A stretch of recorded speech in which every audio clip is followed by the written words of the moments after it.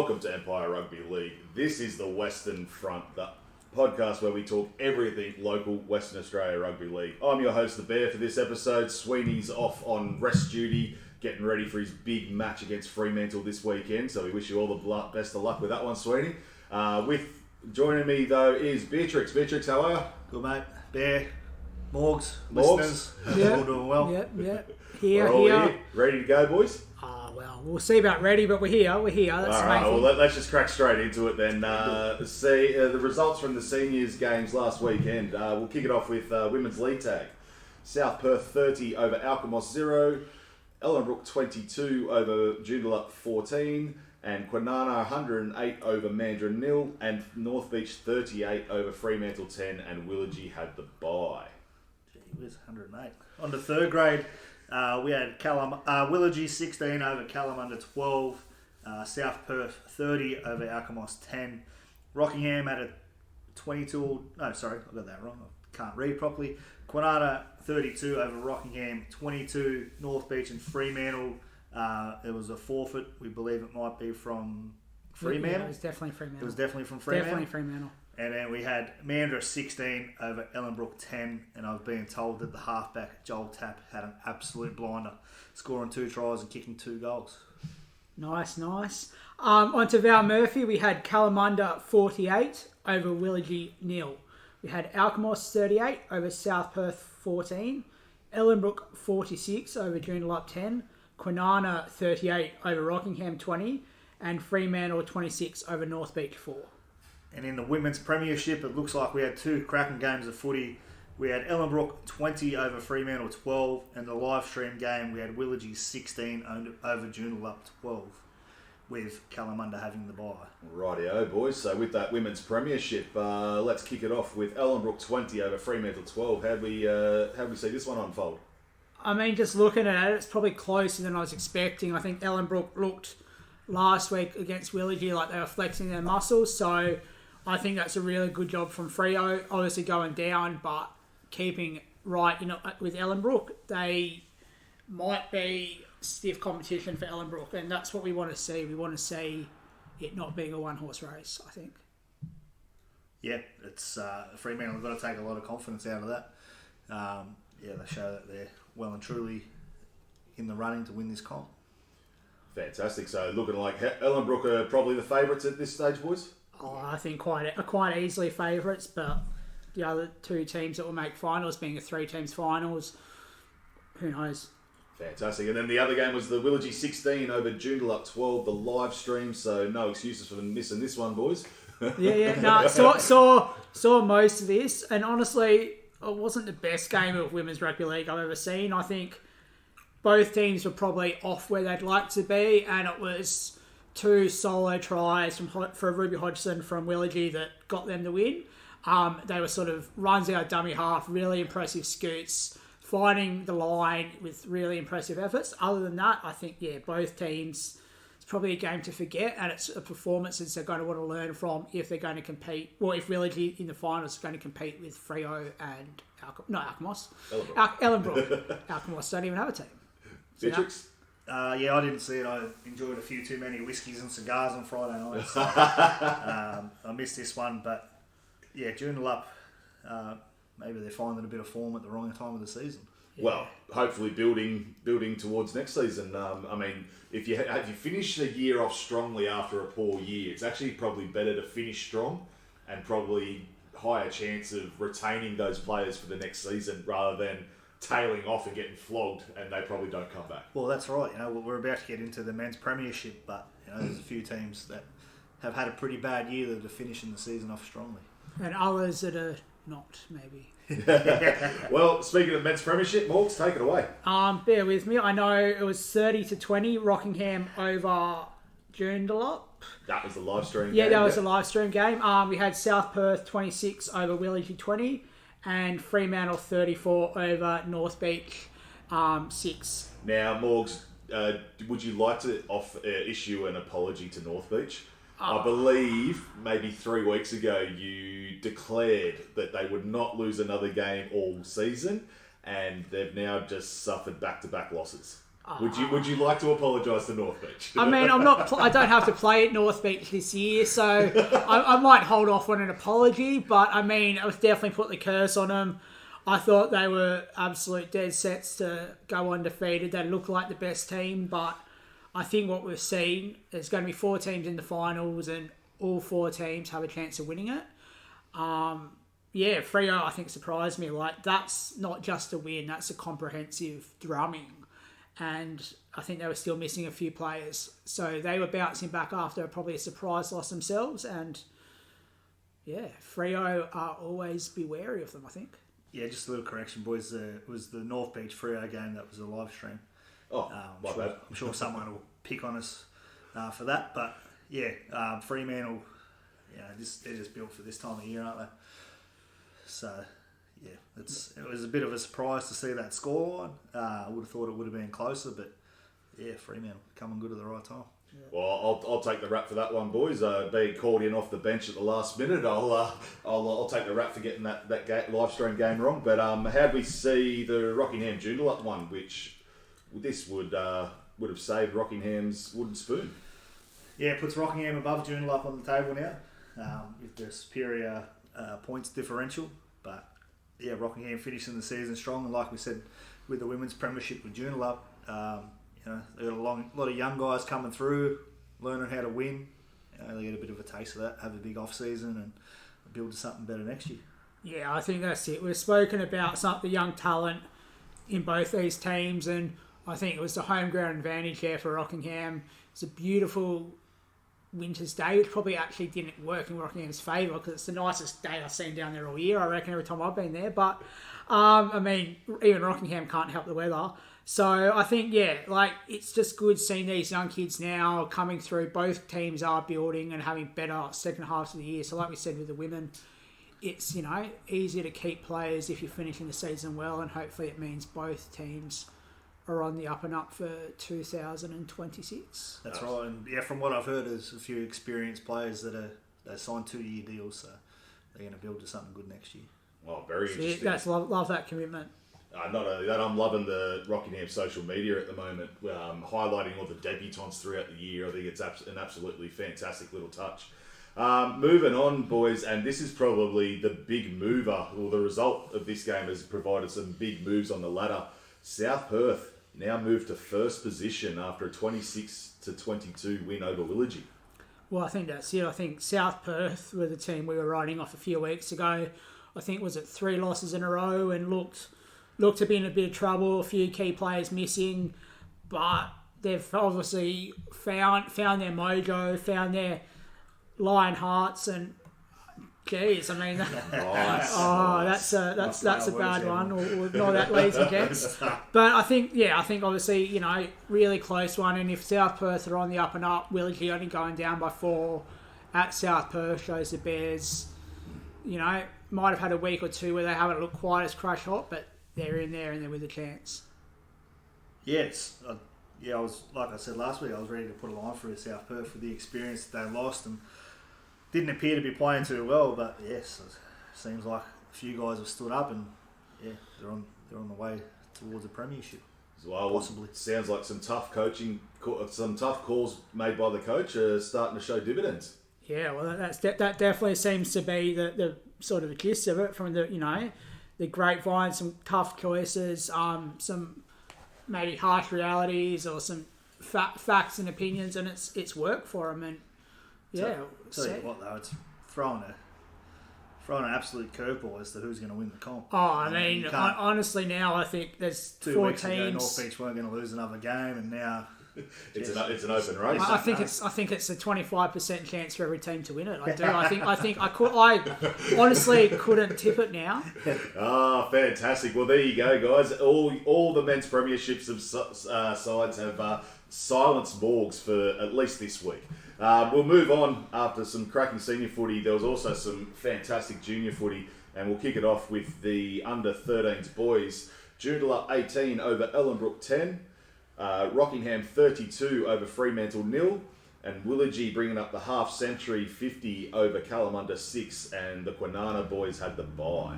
And in the 14s boys, Ellenbrook 74 over Joondalup 0, Kwinana getting over the line in the last 3 minutes in a close game, 20 points to 16.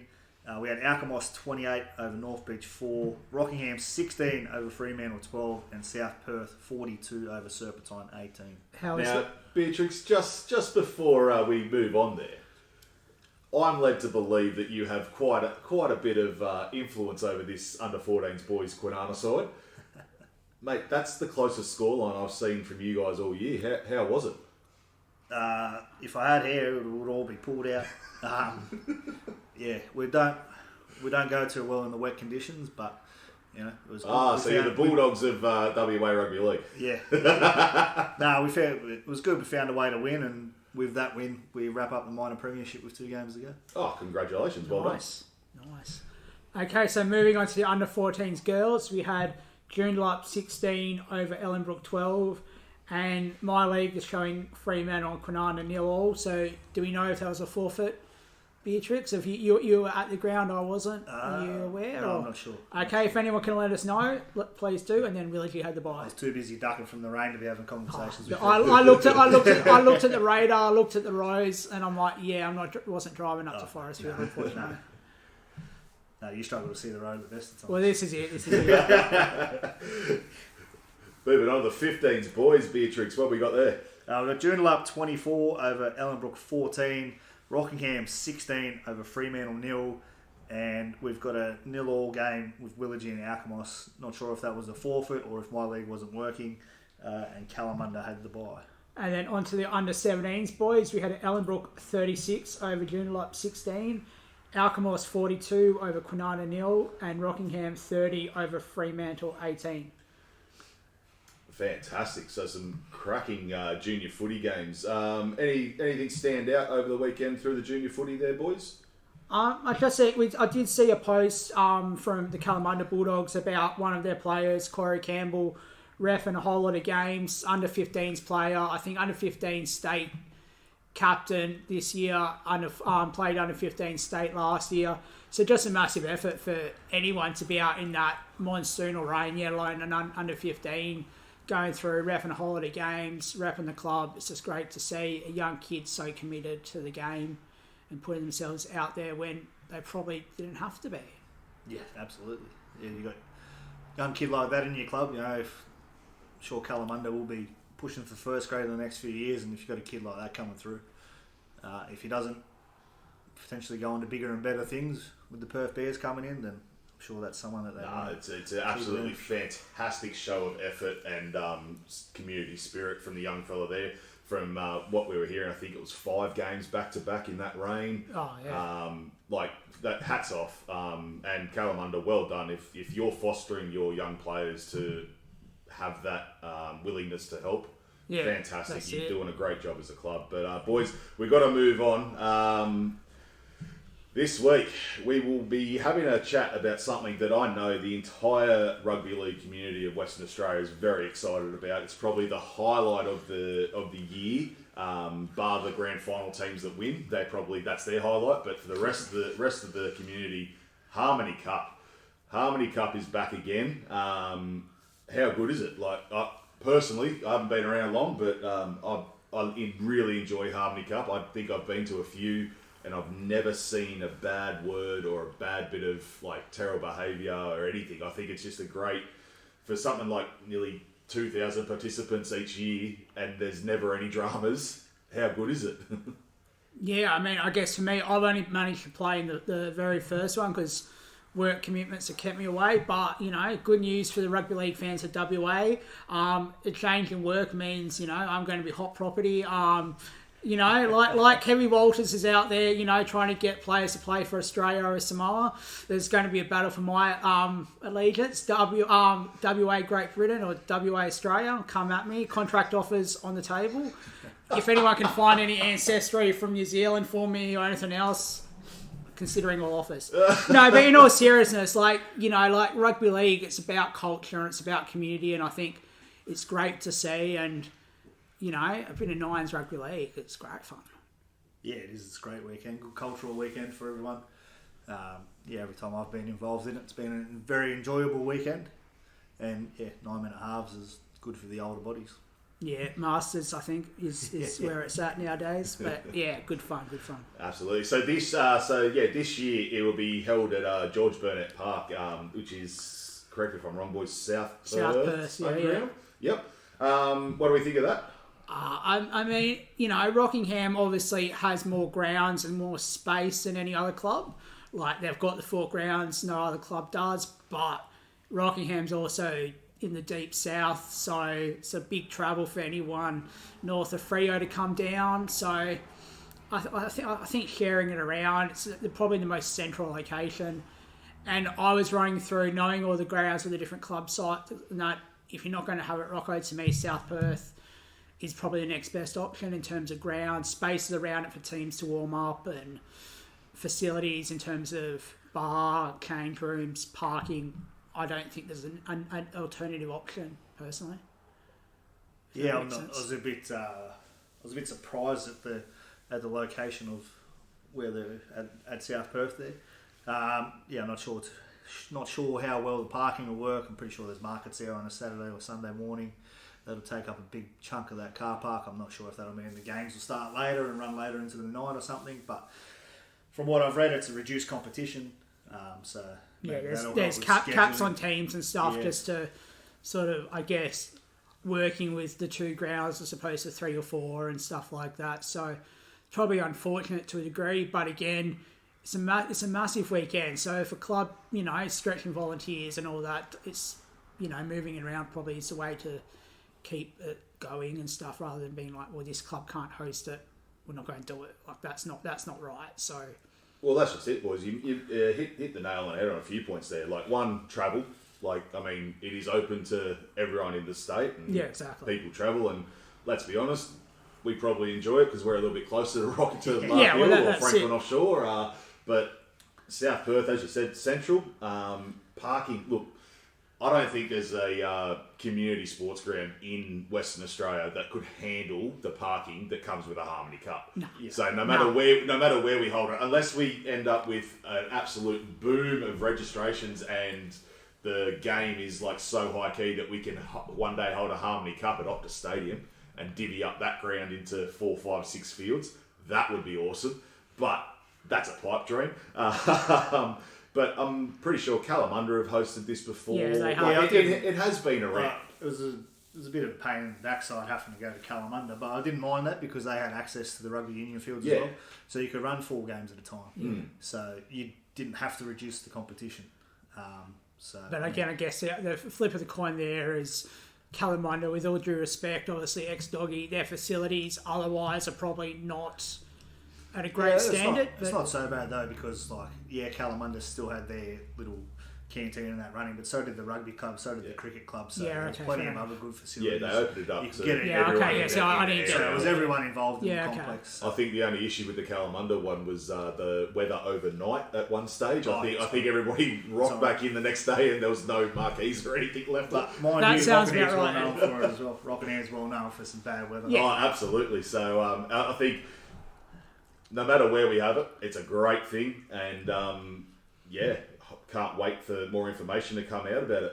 But boys, just quickly, Morgz, what is your best Harmony Cup memory? It doesn't have to be on the field; it can be just around it or anything. No, I mean, I guess, like I said, work has sort of kept me away from it. So I think playing in the first year and being able to play with a different group of guys and playing for Team GB, playing for my dad's heritage and stuff like that. It was different. It was cool. Like, it's something more than just playing for a club. It's playing for, I guess, your family and your DNA and your genetics and all that. And I think I did my foot in the first few minutes of the first game and barely played. But, it was something different. I can say I've done it, and I've got an England, Great Britain jersey that was mine and only mine. So, it's cool. Beer Triks, your favourite memory? It's just a fun weekend, getting to play with players that you'd never played with before. All different ages and sizes, and it's good to see with the Masters and stuff like that, especially the women's Masters, or people getting out there having a crack, just having a bit of fun. But so just be playing with people that you don't normally get to have a run with. Oh, it's a great experience. Personally, for me, it was one of the first times I was actually able to see all of the cultural exchanges, and the environment around it is, I was able to ask questions. Yeah. Like, what does this mean? What does that mean? Like, like the cultural exchanges are phenomenal. And the food. Yeah. I mean, us big boys, we're going to sniff out a good feed no matter where it is. And there's some of the cultural food that gets put on is absolutely phenomenal as well. So cannot wait for more Harmony Cup news. But boys, we have to move on to Kangaroos on tour, boys. And no, I'm not talking about the Ashes tour coming up at the end of the NRL season. We are talking about the recent junior tour that the Karratha Kangaroos came down to Perth for. They travelled over 1,500 Ks by bus, by plane. They came down to Perth to test their skills against some of the Perth Metro clubs. And what we're going to do is, while we're talking about Karratha Kangaroos, we're actually going to join in. We're actually going to have a chat to this week's local legend, who is the president of the Karratha Kangaroos, Josh Cruice. Josh, how are you there, mate? I'm well. How are you, Empire boys? Not too good, bad. Mate. So, Josh, basically, thank you very much for joining us to start with. Obviously, you brought down some under-12s and your GLT teams last weekend. Yeah, that's correct. Yes, under-12s and girls league tag made the trek down. Fantastic. Well, what I'll do now is I'll hand you over to Morgz Beer Triks and take it away, boys. Mate, you chose an awesome weekend of weather to come down to Perth for, didn't you? We're still thawing out at the moment up here. Good stuff. Everyone get home safely? No bumps and bruises? A couple of bumps and bruises, but I've seen everyone at training last night, and everyone's in high spirits and back into the training mode. No, it's awesome, mate. Love the work. Love seeing, the teams come down and stuff. I guess for the listeners, what can you tell us about rugby league in Karratha and what you guys are doing with the Kangaroos and what's the vibe up there with footy? Rugby league, it's definitely growing. Everywhere you sort of turn to in town, there's kids at school, parents, and the older generation that have been in town for 20, 30 years that seen the seniors come and go. The juniors are absolutely cranking at the moment. Getting more and more inquiries every week. Even obviously we've only got another couple of weeks to go in our season, and we're still getting questions about if they can rego and make the last couple of weeks. So talk of the town is rugby league at the moment. No, I love it. So what does your season look like? Like what you've obviously talked about under 12s, GLT. What teams have you got? So we have, we go up in twos, under 6, under 8s, under 10s, under 12s, under 14s, and a girls league tag team. So we have under 6s have 4 teams, under 8s have 4 teams, under 10s have 3 teams, under 12s 2 teams, 14s have 2 teams, and the GLT have 2 teams as well. No, I love it. That's awesome. What would you say is behind the growth of the game up there? Is it is there a lot of Polynesian influence up there, or is it people from over east, or is it an organic Perth growth?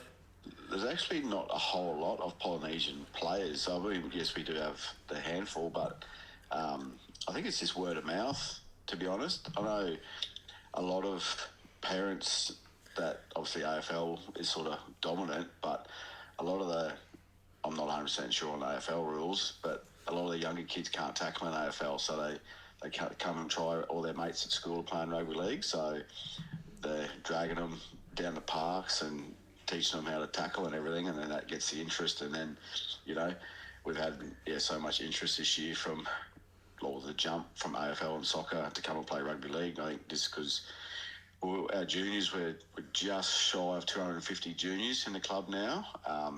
So it's massive. 250. Yeah, 250 That's bigger kids than at school. some Perth clubs. Yes, it is. So, I think it's word of mouth. Inclusive club, family orientated. We have barbecues every week. Sausage chisel and a burger and things like that to keep it, the costs down as well. So. Yeah, no, I love it. So, with this trip, obviously coming from Karratha, that's a massive trip for anyone, let alone bringing 2 team loads of kids down. What was sort of, I guess, the logistics in the trip, and how did that sort of all come together?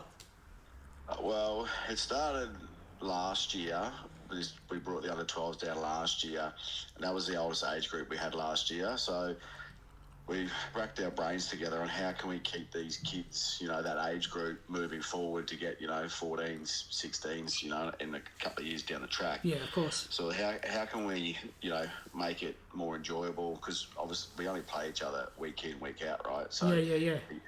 It does get a little bit boring.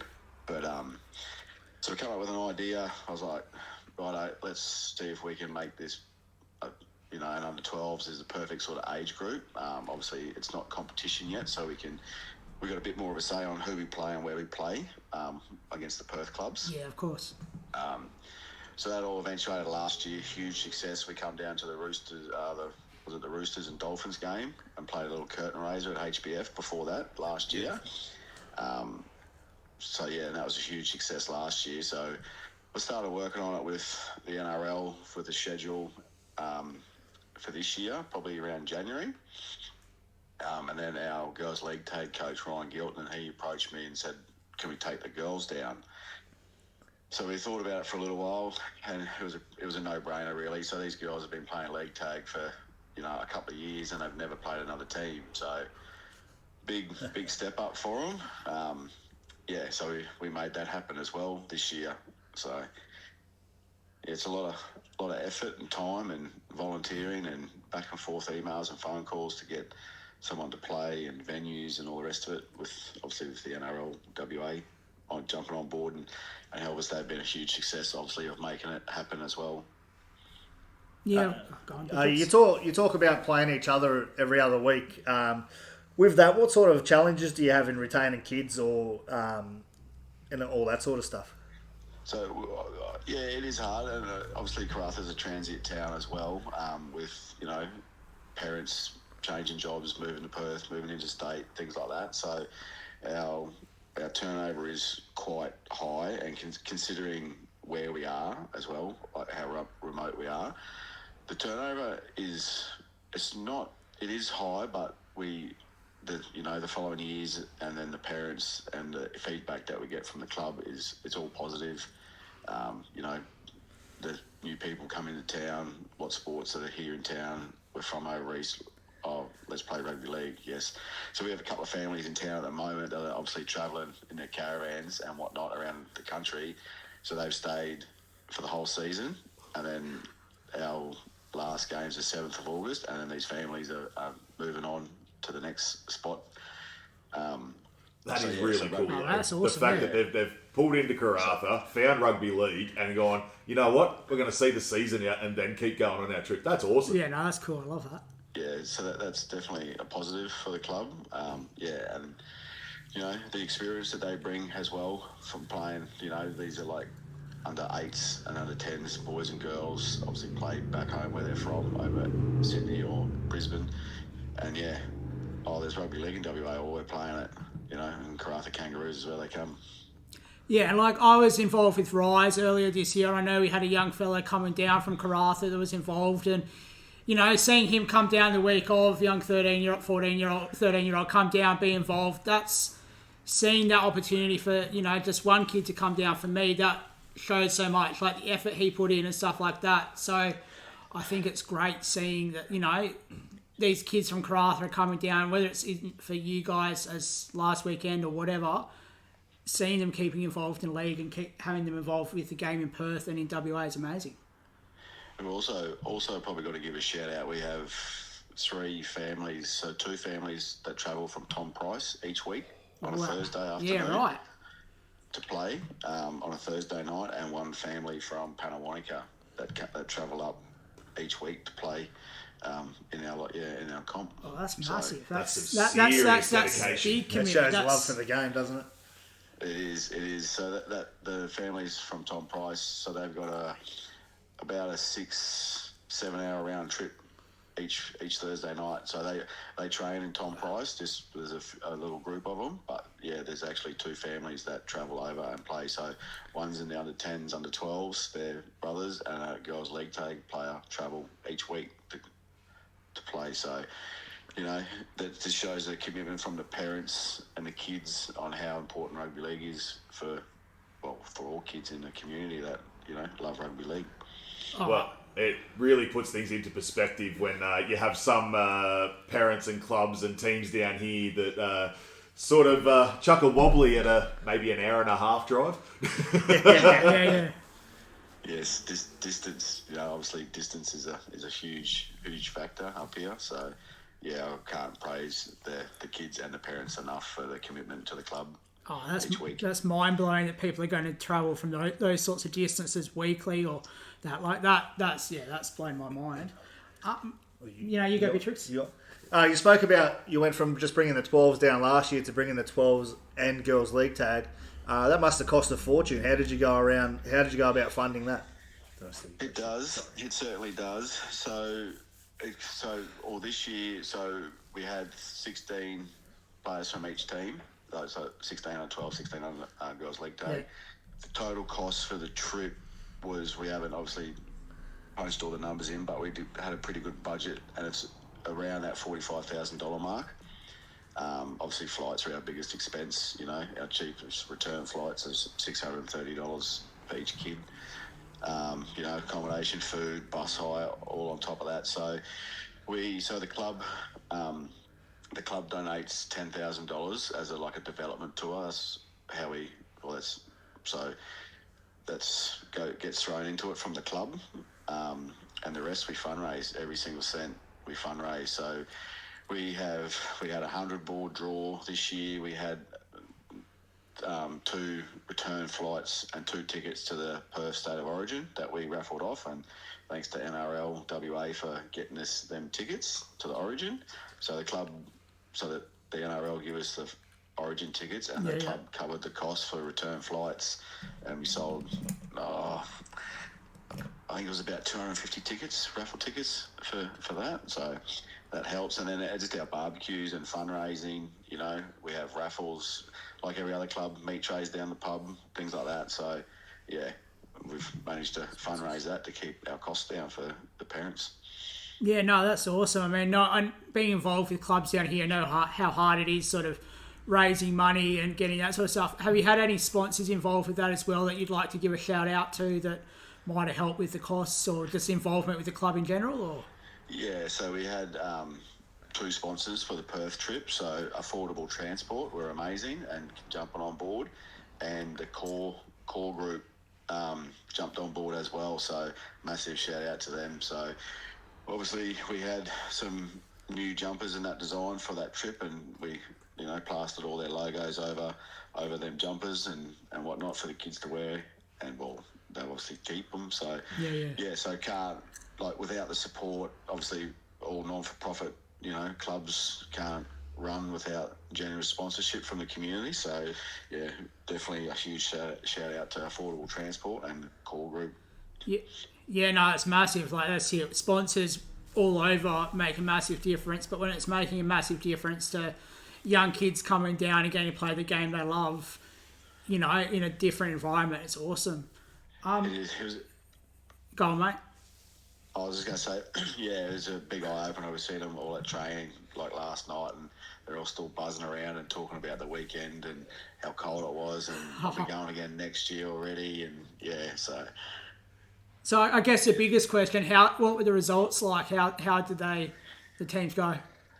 Yeah, so the girls' league tag played on Saturday at South Perth against Alkimos Tigers.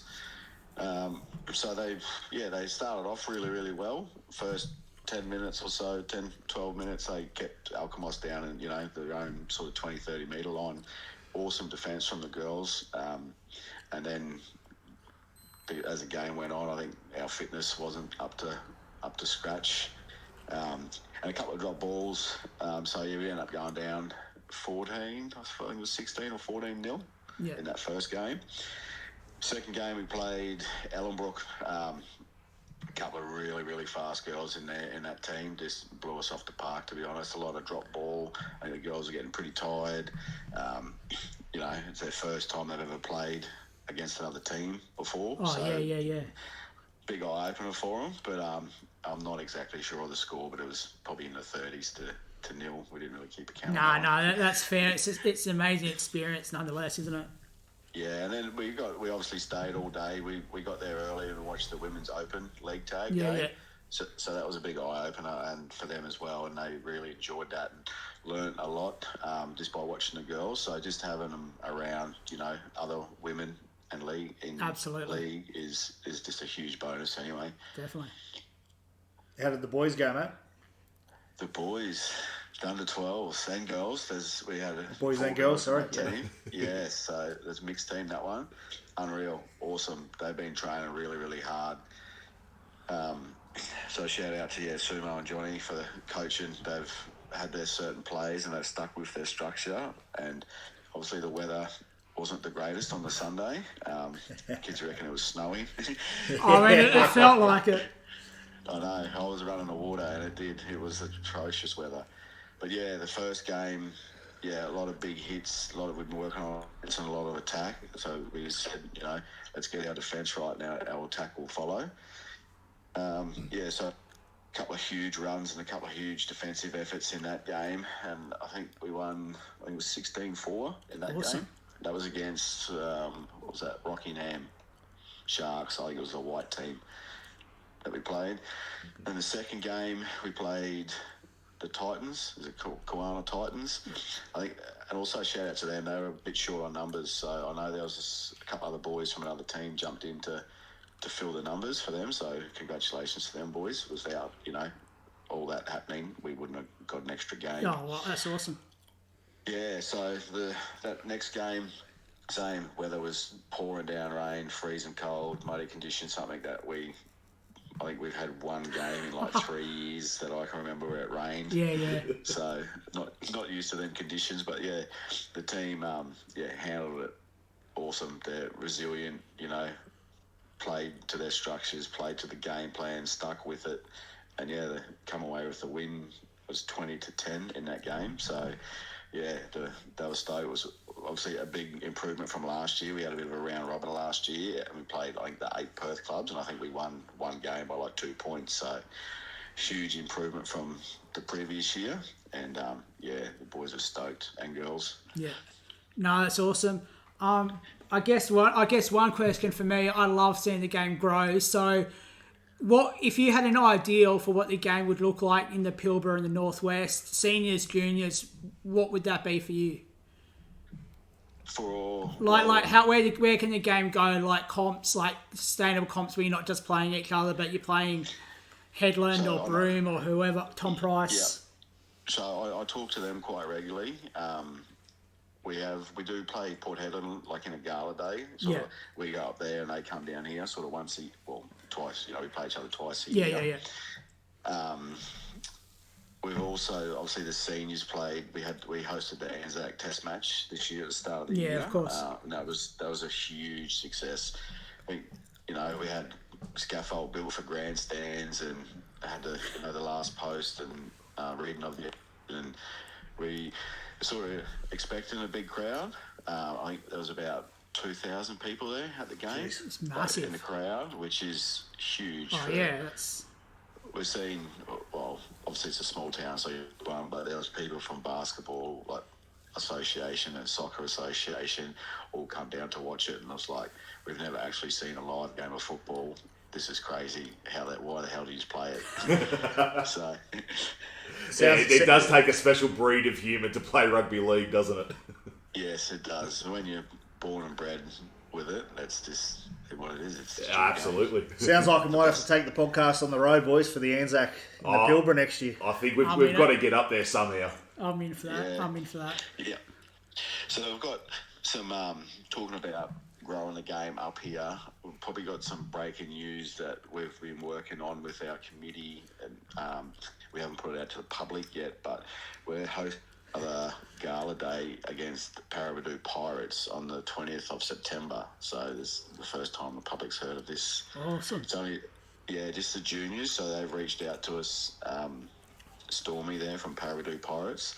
So they've got an under 8s, under 10s and under 12s that they're going to bring over to Karratha. We're going to play a bit of a round robin on the 20th of September at the Leisureplex. Yeah, no, awesome. Love a bit of breaking news. And well, shout out to the Parabadoo Pirates as well, because, any club, everyone involved in growing the game is in our hearts, and I love it. Yeah, so this will be the first time while I've been in town 15, 16 years, and it's the first time I've seen the juniors from Karratha come across and play our juniors. No, that's awesome. So yeah, that's some exciting news, and we look forward to making that a success on that day. No, that's fantastic, Josh. And just quickly before we let you go, we know it's late, mate, and we appreciate you jumping on and with us. But, mate, quickly shout out, scream their names from the rooftop, all the volunteers that made this weekend, or the weekend just gone, possible for you and all the kids. Shout out all their names, mate. Give them everything. I've got to start off with my wife, to be honest. Good boy, good man. She's the backbone behind me and the club as well. Obviously, there is a lot of help that we have, but yeah, without Kelly's support and her behind-the-scenes work and telling me what to do, you need to do this, you need to communicate more,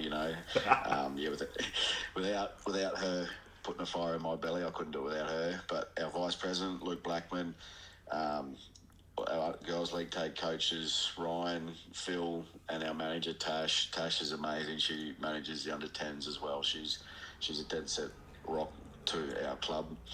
What else? We got under-12s, Sumo and Johnny. They're our coaches. And we had Louise as our manager.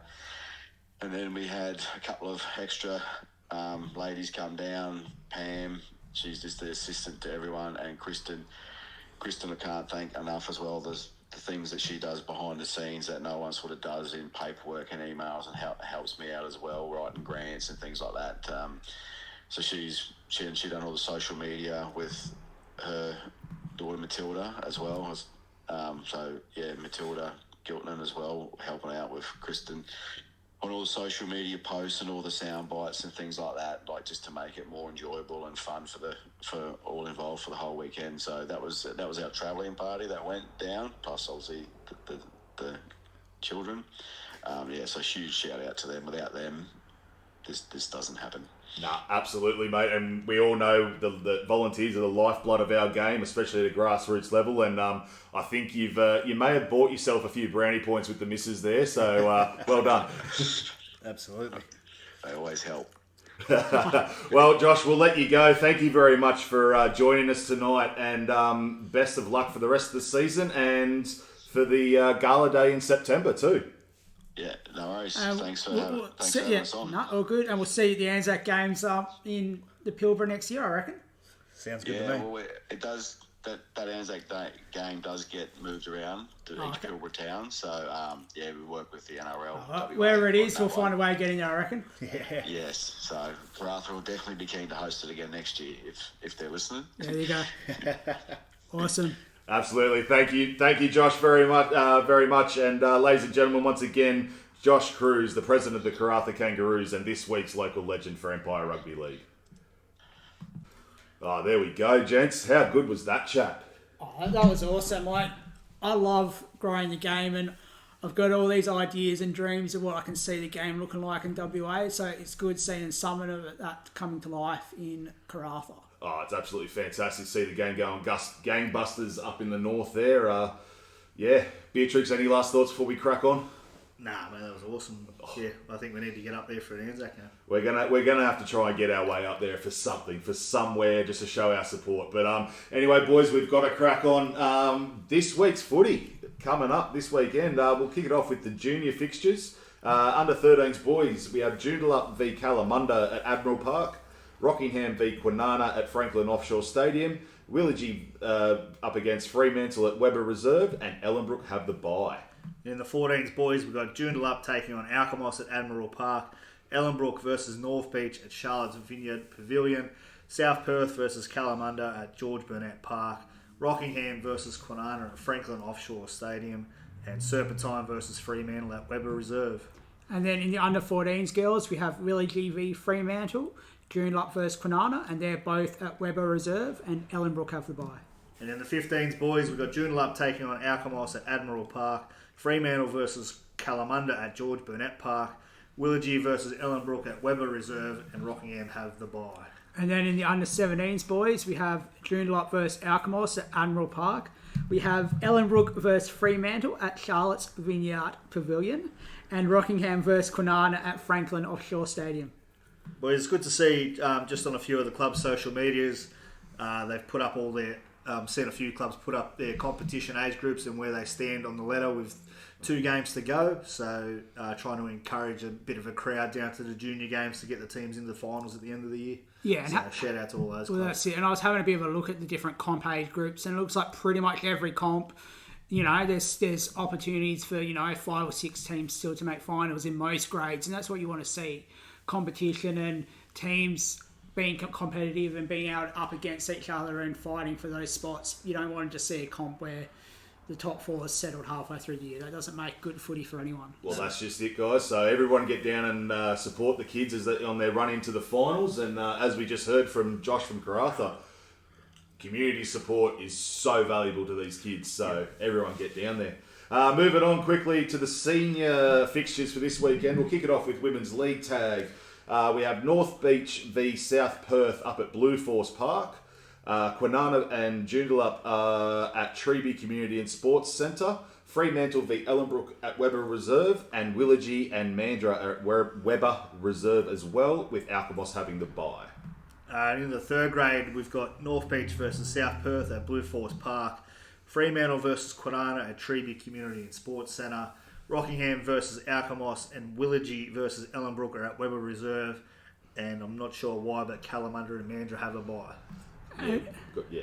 All right. Moving on, Morgz. So, Val Murphy, we have North Beach versus South Perth at Blue Force Park. We have Fremantle versus Ellenbrook and Kwinana versus Joondalup at Treeby Community and Sports Centre. We have Alkimos versus Kalamunda and Willagee v Rockingham at Weber Reserve. And in the Women's Premiership, we got Joondalup versus Fremantle at Admiral Park, and Ellenbrook versus Kalamunda, also at Admiral Park, with Willagee having the bye. And the live stream game will be the Joondalup Giants versus the Fremantle Roosters. Yeah, we reckon these games are going to play out, boys, just quickly, because we've got the producer staring daggers into us. I think Fremantle and Ellenbrook are probably going to go into these games clear favourites based on the footy we've seen. Obviously, the finals is already sort of locked in. It's just maybe positions. But yeah, get down if you can. Hopefully it's a nice weather. I think we're looking for a slightly better forecast. So it might be the warmest night of women's rugby league footy we've had all year. So yeah. Yeah, I think Friday will be good before a weekend of poor weather again. So yeah, get out and watch some footy while you can stay dry. Without a snorkel and flippers. And the men's premiership, Morgz, how are we going in there? So we've got North Beach versus South Perth at Blue Force Park. We have Fremantle versus Joondalup at Treeby Community and Sports Centre, and Willagee v Rockingham at Weber Reserve. And North Beach and South Perth is the live stream game. Is it? Awesome. I love that. That's... genuine North v South rivalry there. Yeah, how do you pick that game? Well, I mean, don't ask Morgz. That's the key. That's the key. 3 weeks ago, it was going to be North Beach by 40. This week, I'd say South Perth by 40, so probably nil or draw. I've got no idea. I'm done tipping. I'm just going to throw darts and see what happens now, I think. Going off the form of the last few weeks, how do you pick any of these games? Like between North Beach and South Perth, flip of a coin, Fremantle and Joondalup. Fremantle have really hit some form, but Joondalup seem to be playing some good footy every now and then. Fremantle's had some off weeks as well. So they could pick something out of the bag. Fremantle have a few away at FIFO, or they're resting people before finals. Who knows? Joondalup could get an upset. And Rockingham have got their tail up at the moment. They could knock off anyone. Yeah, I mean, that's it. Honestly, I think it's probably the closest weekend of footy we've had all year. Like, the fact that Rockingham and Joondalup are on the up, wait to see our tips. I think we're going to have to wait till we see team lists, because... Oh, definitely this week. All right, there you go. The boys are not confident enough to go the early crow this week, so stay tuned to the Empire Rugby League socials on Saturday and Friday for all their tips. But, gents, until the next time, remember, train hard, be kind, and love rugby league.